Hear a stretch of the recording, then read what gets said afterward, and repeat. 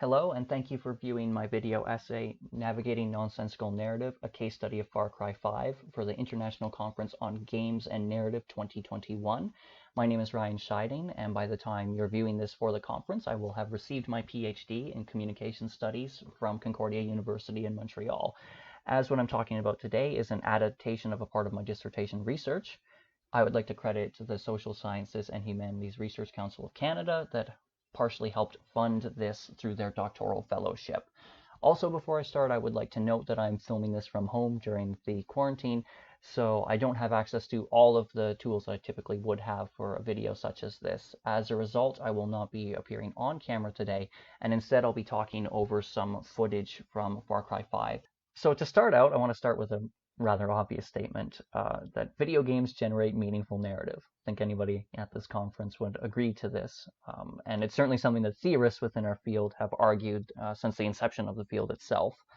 But also as scholars, I think more personally that we can all most likely think of many games that are narratively interesting, relevant, or intellectually stimulating to us. And that these are games that stand out for their narratives and have meaningful things to say that we want to talk about and to write about.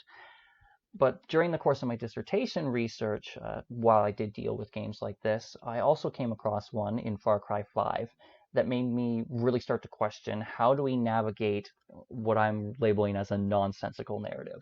How do we talk about these games that are narrative-based, and narrative is clearly a large part of the game, but that the narrative, for one reason or another, is something that we would categorize as not good, not traditionally good.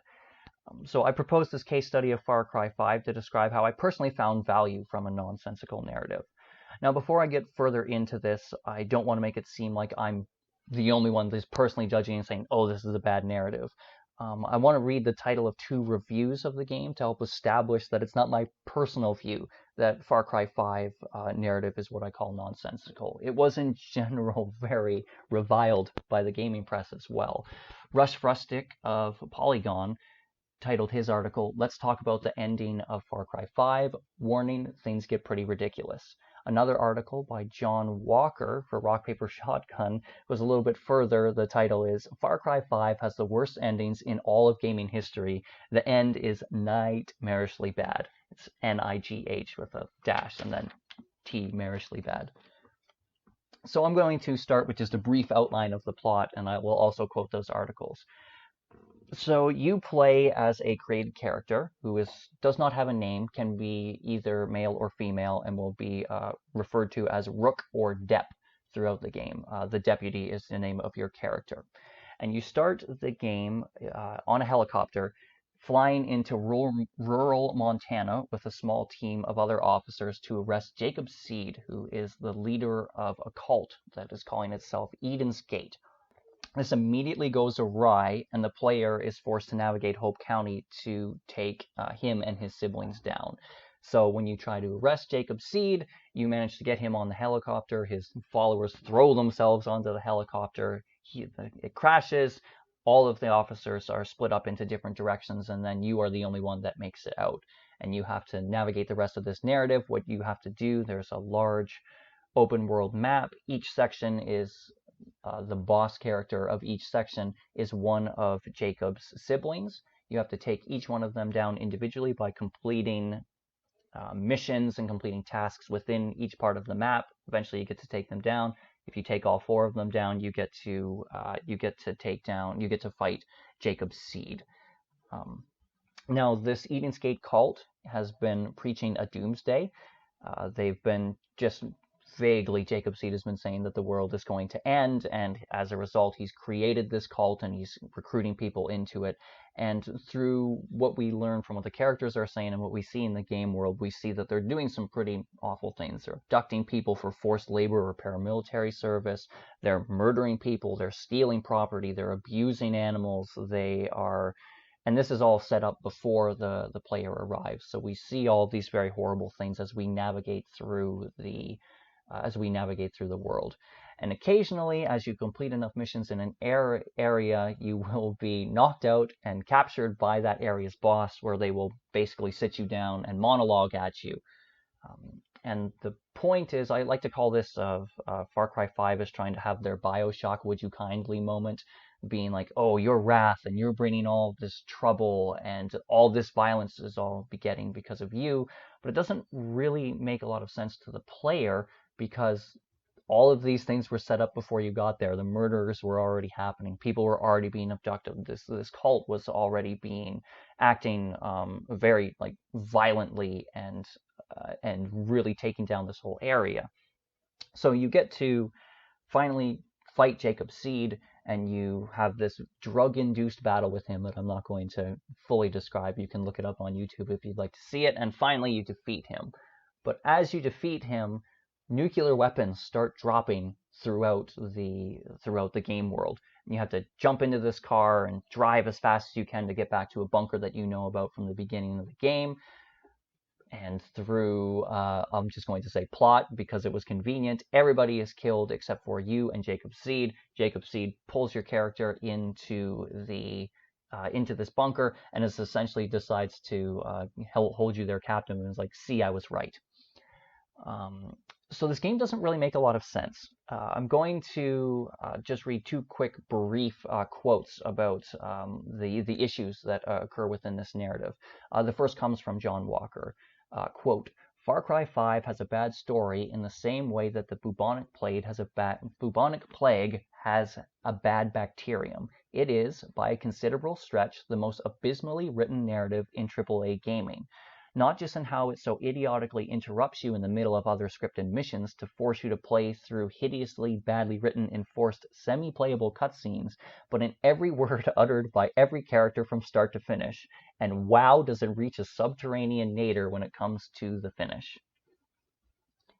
And writing of the end of the game, end quote. And Fresh Rustic, writing about the end of the game, says, quote, that it's a dark conclusion is not even the problem. It's just dumb, pointless. It feels like all my efforts were for naught, and it even tarnishes a lot of the fun I had since it all got blown up anyway. As a personal side of this story, I'm trying my best to summarize this plot, but when I was writing about this with my dissertation, one of the more frustrating and funny things that happened is that I had to summarize this plot in a couple of pages so that I could analyze the game, or at least that section of the game. And through multiple edits, I kept getting comments from my supervisor saying things like, wait, what? Or could you explain this a little bit more? Or how did this happen? And so many things within the game are just not explained to the player that I do remember one particular comment saying, can you describe this more? And the only thing I could answer was, I wish I could. Things just kind of happened. And this is a major problem within Far Cry 5. I could go on and on about this narrative and why I think it's so nonsensical, but I'll just summarize by saying everything blows up at the end for no apparent reason with no foreshadowing or very little foreshadowing, and it kind of undercuts all of the other things that the story has been trying to tell you. So this brings me to the point of what can we do as scholars and game theorists? What can we pull from a game like Far Cry 5, a narrative-based game with an awful narrative? And for me, it really did break down into two separate things that I was doing, two separate ways of analyzing the game and using theory. So the first questions I asked myself was, how does this narrative work with or against gameplay? Or maybe more specifically, how do player expectations, or I guess as an offshoot of this, how do player expectations factor into the narrative? And I'm thinking about genre and series expectations in general. So Far Cry 5 is a first-person sandbox shooter, and it's known for just chaos and what I would call ultra-violent shenanigans. One of the interesting and fun ways of playing the game is to just run around causing this chaos and to see how things in the map kind of coalesce with one another. As an example, I remember pulling up to an enemy compound with a flamethrower and trying to set the NPCs on fire to take it over, only to realize that they were reacting to something else. They weren't running from me in the fire, they were running from some sort of animal. And then out of the long grass, this turkey emerges, and it's on fire, and it starts to kill all of these guys. and eventually the fire spreads and burns down all the grass and kills all the guys, and the turkey runs away on fire and it dies, and I'm just the only one left sitting there. So it's these sorts of things that happen in Far Cry 5. You're supposed to get a lot of explosives, you're supposed to be in helicopters and jump out and parachuting, and this is how you play Far Cry 5. This is one of the ways you play Far Cry 5. There's also some YouTube videos of people running around only killing all the enemies with a shovel with a smiley face on it. This is another thing that happens in the game. So the narrative is really shoehorned around the gameplay loop, painfully so, as the quote from Walker really points out, that you get pulled out of this ridiculousness into these scenes where you just sit there and listen to someone monologue at you, and it's not it's not well written, doesn't make a lot of sense. Someone's like, all this violence is because of you, when they set up a paramilitary state and killed dozens of people before you get there.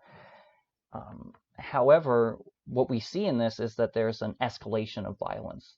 When you're running around in a game world where there's explosions and fires and helicopters and all these things happening all the time, if you are trying to escalate that in the end with limiting yourself to weapons and things that exist, one of the ways to have this ultimate escalation is to have nuclear attacks. And the nuclear attacks at the end really do serve as this abstracted crescendo of violence, so that there can be like fires and mushroom clouds and death and destruction all around you as this story comes to a crescendo. And this reveals some of the discursive underpinnings of Far Cry 5. So for my own personal research, I do collective and cultural memory research, and I use a historiographical framework of how nuclear weapons are viewed in both the U.S. and the U.S. and the West and Japan. For Far Cry 5, the U.S. West versions of it are most important. So very briefly, historical analysis of the atomic bombings of Hiroshima and Nagasaki in the West reveals a downplaying of victims and a focus on the technology. So generally, when we look at the historiography, particularly American historiography, the things that are going to be celebrated is like the science that created the bombs. And there's an abstraction of the victims that comes out of that. There are numerous articles, I'll put some in the references at the end, that really outline the issues with this. That as a result, within Western media, we can see an ability to show nuclear destruction and have it not be about the victims and be more about the technology. It also, in this case, where we're having a part of America being blown up, it represents an Americanization of victimhood as well. Whereas when we look at it historically, traditionally it has been non-American, non-white, non-American populations that have been bombed. And then in the case of nuclear and atomic bombs, it is only a Japanese population that has been bombed during the time of war. So looking at this, the parallel here, we see exactly this in Far Cry 5. We see an Americanization of victimhood, but we also see an abstraction of the historical victims to tell a different story. And the story that is being told is one of ultra-violence, and is one where gameplay is really trumping the narrative, but we can still see where this narrative comes from. So we could label Far Cry 5's ending as an example of this Americanization of victimhood, or don't have the ability to give you air quotes, or as a logical end for the Far Cry 5 violence escalation. The nuclear weapons at the end of Far Cry 5 become the ultimate set piece, and they fit into the universe and what players expect from the game and the genre. So ultimately, Far Cry 5's narrative fits into larger discourses of the past and points to other issues such as the Americanization of victimhood and the abstraction of wartime casualties, particularly civilian casualties. So in conclusion today, the goal of this video essay was to provide one way to read one specific game as an example of how critical theory can be applied to confusing game narratives and derive meaning from them. I don't mean this to be an all-encompassing approach. This is something that I did during my dissertation, to take a game that was very narratively vapid and try to discern how we could look at it, how I could personally look at it, and fit this into and see how it fits around what I was doing historiographically and also with collective and cultural memory. So I'll leave you today with the idea that sometimes a game says a lot discursively, even as it fails narratively. Thank you for taking the time to view my video today. The last portion of this video will have my references and contact information. I'd love to hear from you, if not during the conference, at any time afterwards. Thank you very much.